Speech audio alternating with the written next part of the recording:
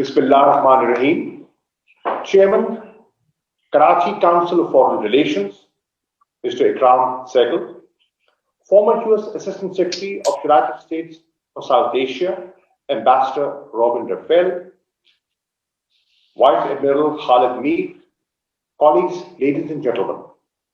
I wish to firstly commend the Karachi Council of Foreign Relations for convening this seminar at a critical juncture and for giving me the opportunity to interact with and benefit from such distinguished luminaries.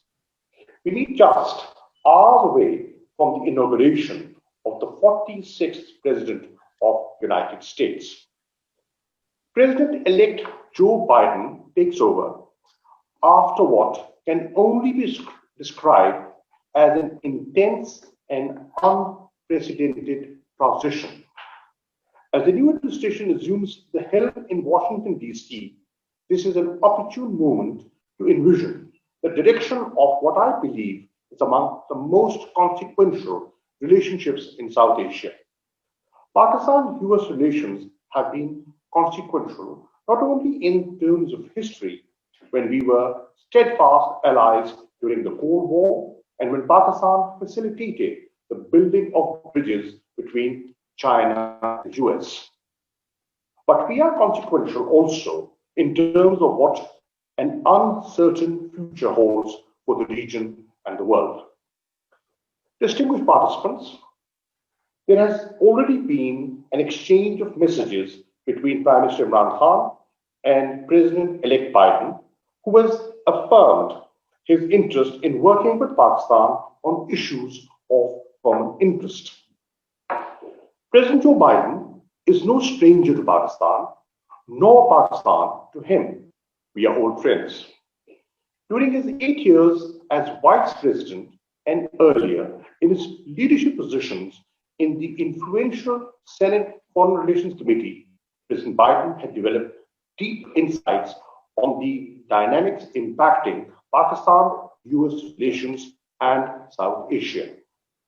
His administration will include many familiar faces and experienced hands who know firsthand the value of close engagement between our two countries and peoples.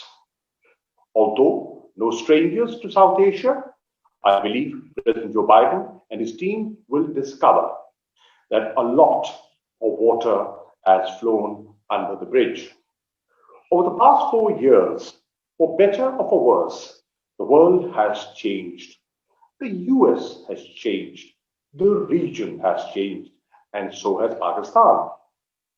The Afghan peace process, for which both the United States and Pakistan have worked so hard, is at a pivotal juncture. The process is essentially meant to bring to a responsible end the longest war in America's history. For this, there is bipartisan support. South Asia's largest state is under the iron grip of fascism-inspired Hindutva ideology, which is not only illiberal, but also racist, extremist, and violent. From geopolitics of the past, Pakistan has pivoted towards geoeconomics.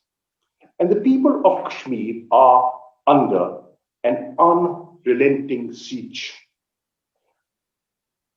A world vastly different in complexity and complexion, animated by a different set of drivers and faced with a myriad of challenges is upon us. The pandemic, the global economic slowdown, climate change, and the erosion of multilateralism are clear and present crises. Drawing upon our historic ties, the reset in Pakistan-US relations must develop shared understandings to deal with the challenges of today for a better tomorrow. Let me throw some light on how things have changed and what I believe must be the pivots for a renewed partnership. 1. Pakistan's security environment has vastly improved. At the cost of 83,000 innocent lives and some $126 billion losses to our economy, we have turned the tide against terrorism. We have not only cleared the erstwhile tribal areas of all remnants of terrorism, but have also integrated the region into the political mainstream. Pakistan continues to take unprecedented actions against proscribed groups. Our journey from terrorism to tourism is exemplified most recently by the New York Times designation of Lahore as one of the top places to visit in 2021.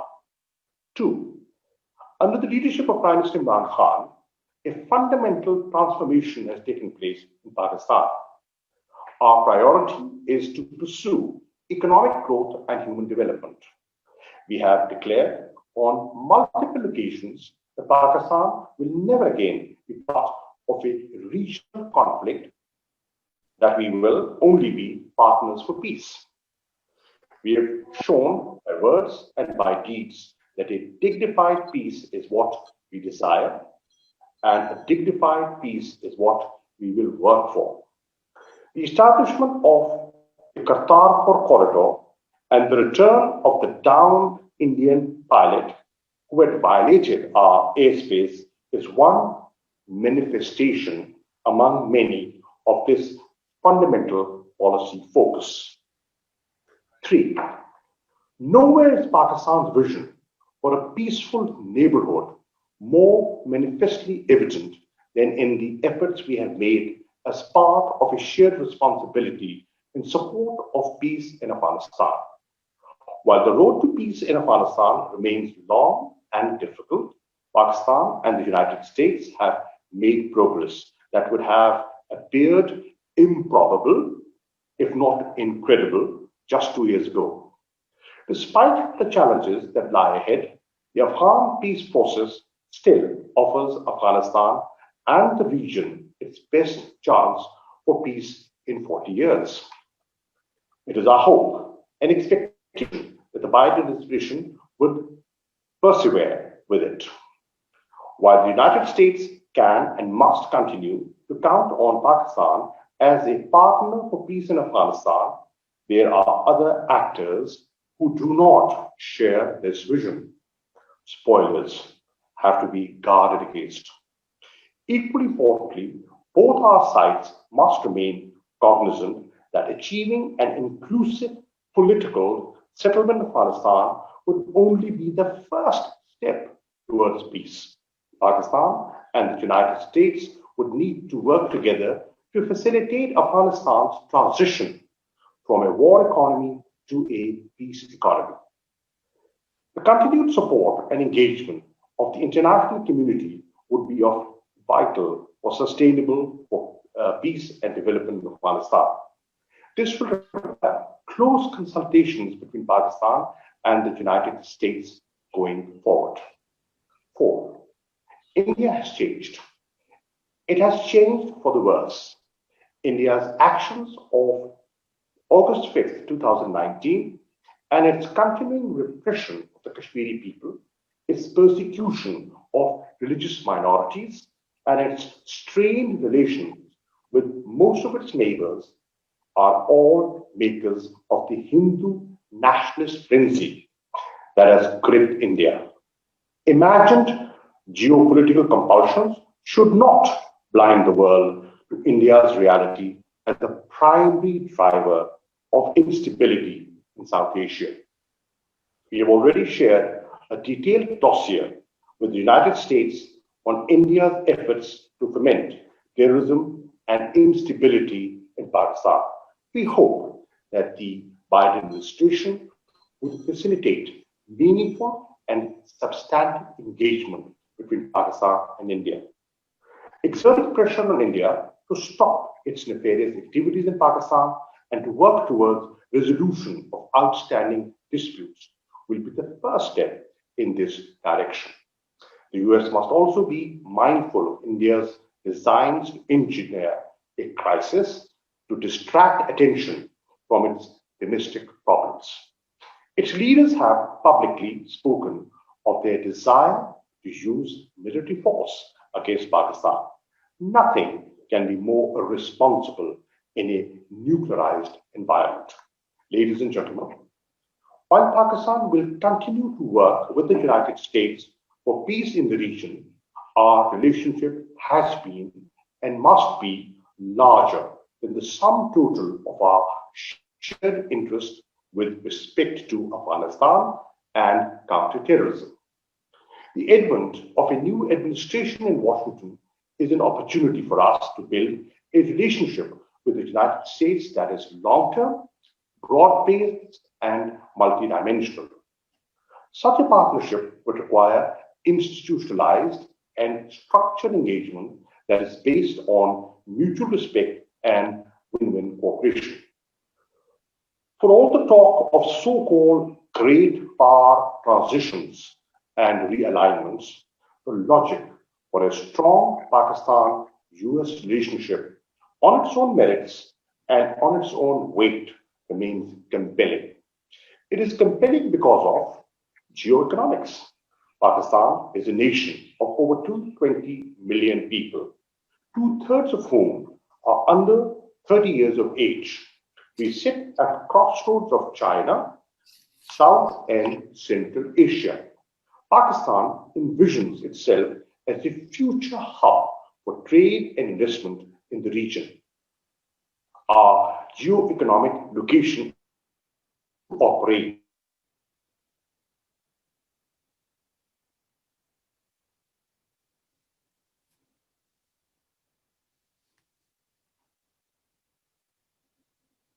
for all actors involved. Such an outlook will also be crucial to sustain Afghanistan's economy. Pakistan and the United States must work together to extend economic connectivity to Afghanistan and seek opportunities for co-investment by Afghanistan, Pakistan, US, and China. The potential for Pakistan-US partnership in the economic sector is immense. Once we have completed our ongoing connectivity projects, Pakistan would be a conduit to a market of some 3 billion people in South and Central Asia. Just look at the profitability of the corporate sector in Pakistan and compare it with its average profitability globally. And the point I'm making will be clear. Pakistan is an energy deficient country, while the United States is emerging as a major energy supplier. There is considerable meeting of the minds between the government of Pakistan and the incoming Biden administration's priorities, particularly in the areas of public health and climate change. Our emphasis on providing high quality and subsidized healthcare to all its citizens actually predated the COVID-19 crisis, but has acquired greater urgency since the onset of the pandemic. Similarly, Pakistan has been a regional trailblazer in combating climate change. Our massive tree plantation drives have won international acclaim. We hope to enlist the Biden administration's assistance in mitigating the health crisis and its economic fallout, as well as combating climate change. Eradicating corruption is high on our agenda. We welcome President-elect Biden's call for cracking down on money laundering and illicit safe havens that inflict enormous damage on developing countries. The people of Pakistan have always had tremendous cultural affinity for the United States. The brightest and most ambitious of Pakistani youth continue to aspire to study in US colleges and universities. We therefore look forward to further enhancing educational exchanges between our two countries. Finally, the Pakistani American community is an important bridge and pull factor drawing the two countries closer. Over the years, This diverse and enterprising community has found success in the land of endless opportunity. They are actualizing the American dream and increasingly engaging in public service and civic management. The yearning for democratic participation among young Pakistani Americans is a reminder of the many values that stem from their hyphenated identities. It is the commonality of values, the common denominations that are ultimately the bedrock of any strong relationship. Let me conclude by saying that our shared interests, common aspirations for economic development, and enhanced connectivity in the region, and this rare moment of hope for peace in Afghanistan provide a strong foundation for both sides to take the bilateral relationship forward. With hope and optimism, let us move ahead. I thank you.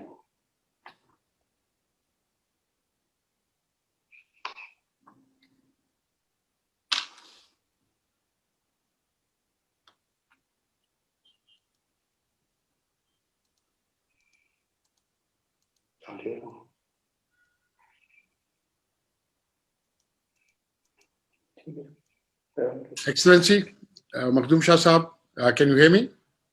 Yes, I can.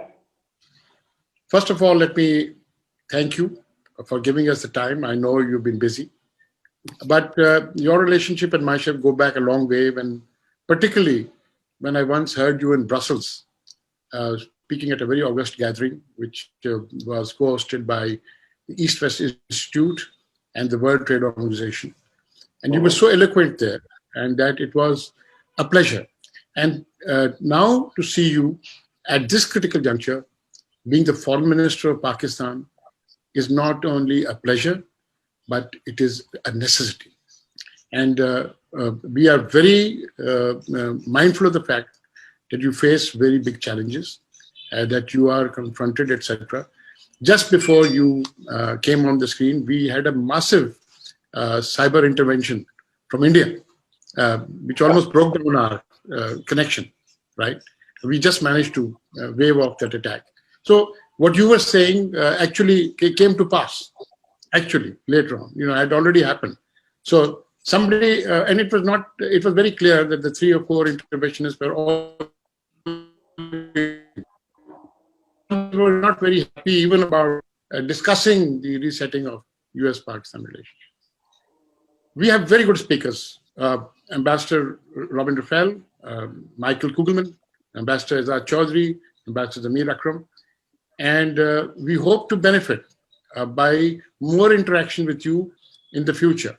I know you have a short time, and therefore we request you to take 2 short questions from our participants, from the Board of Governors, and then we can go ahead.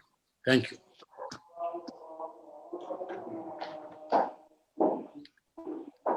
Excellency, my name is Kaleem Faruqi, and I'll be moderating the session. Very good brief outlay on what the relation was and should be in the future. May I request our Board of Governor member, Dr. Huma Bakai, to pose the first question to you, sir. Thank you, Kaleem Faruqi. Thank you, Kaleem Faruqi Saab. Assalamu alaikum, Excellency. It's an honor and a pleasure to interact you once again. My question is fairly simple.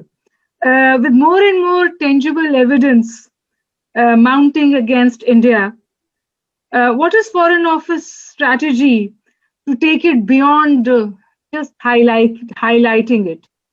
Will our diplomatic offensive take it to the next level under the new administration in the US, making it multi-pronged? Are we looking at actually cultivating senators and congressmen in the United States to highlight the issue with President-elect Biden more committed to multilateralism and human rights? Humaji, to begin with, let me reiterate that our focus has shifted towards geoeconomics. Now that demands peace in the region. And that is why We have a new approach to Afghanistan, and we are actually facilitating peace over there. We wanted, a good, healthy relationship on the eastern side with India as well. Unfortunately, the present regime has, by their actions, vitiated the climate. Now, here is a new administration. I understand that they have strong linkages and preferences for India for whatever reasons. But what we want to tell them is we are for peace. We've never shied away from engagement, from dialogue, but the environment that is being created is not very healthy. Now, what do? We will tell them how there is a change of focus in Pakistan. And I think my priority, or my government, Prime Minister Imran Khan's government's priority is going to be that we engage at all levels, at the executive level with the administration. As soon as the transition is done and we have the new Secretary of State, I intend to write to him and engage with him. We intend to engage with think tanks. My view is that we haven't done enough to engage with think tanks, and here is an administration which has an institutionalized approach towards engagement, and opinions of think tanks is important. Then our presence at vis-a-vis the Congress at the Capitol Hill is equally important. We have a federal structure, and we have to understand the complexities of federalism. That is why we need to engage more with the US Congress and their opportunities, because here is a new mindset in Pakistan trying to engage with a fresh approach, members of Congress, and I am confident that when we engage, they will feel the difference. And then it's the media. They are opinion makers. It is very important that we engage with the media. I've seen over the last at least 1 year, with a greater interaction with them, they've started writing more about fundamental abuse, of human rights that is taking place, in the Indian occupied Kashmir. And they're independent people, nobody dictates to them. They have their minds of their own, and they have their own assessment, and they write freely. So engagement at all levels will be a part of our strategy. Thank you, Honorable Minister. Thank you, Huma, for the question that you have asked. Honorable Minister, if you allow me, another board member would like to ask you a question. And this time it's going to be Mr. Javed Ashraf. Javed Saab, your question, please. Javed Ashraf Saab? Your question, please, to the Honorable Minister. You have to unmute, Javed Saab. Javed Ashraf Saab, can you hear me? Yes, I can hear you. The Minister is waiting for your question, sir.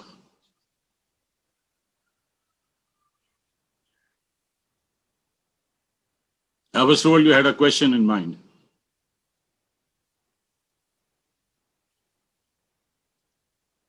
Is it all right now? Yes, we can hear you. You can hear you? Can you hear me? Yes. Thank you very much, Khalif Farooqi sir. Your Excellency, my name is Javed Ashraf. I'm Vice Chairman of the KCFR. My observation and a question is that it has been observed that historically Pakistan's foreign policy has been swinging from one extreme to the other. In the 50s and 60s, Pakistan's foreign policy tilted all the way towards the USA. We were totally allied with USA, witnessed the Baghdad Pact, Seattle, etc. In the process, we incurred the enmity of the other superpower, i.e. the USSR. As a result, the Kashmir cause was badly, adversely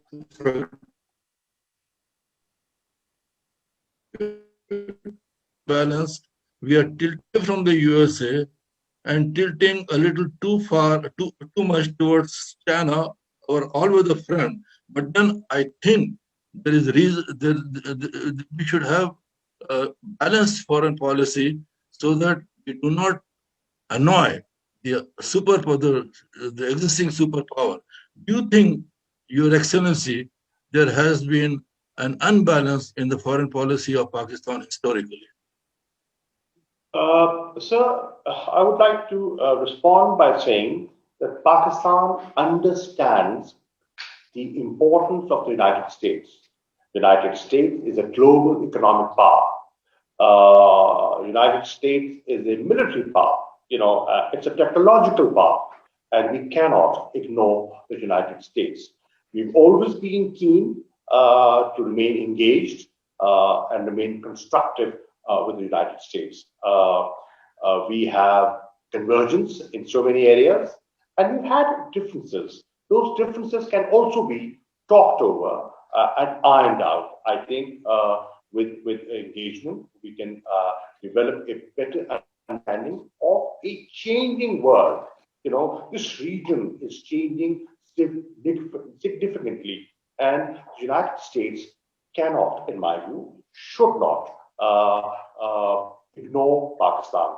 Pakistan's importance is should be known to them. Pakistan has contributed in the past and can contribute in the future as well. Now you said tilting towards China. Well, China is a friend. China has stood with Pakistan through thick and thin, and that does not mean this is a zero-sum game. We can be friends with China, and we can have an equally important and friendly relationship with the United States. What I would ask the United States administration is, why are you ignoring Pakistan? Now, if the United States turns away, if there is no investment coming into Pakistan, if we do not develop an economic partnership, then if our military to military connections are not as healthy as they were in the past, then where would Pakistan look? Don't push us in a corner.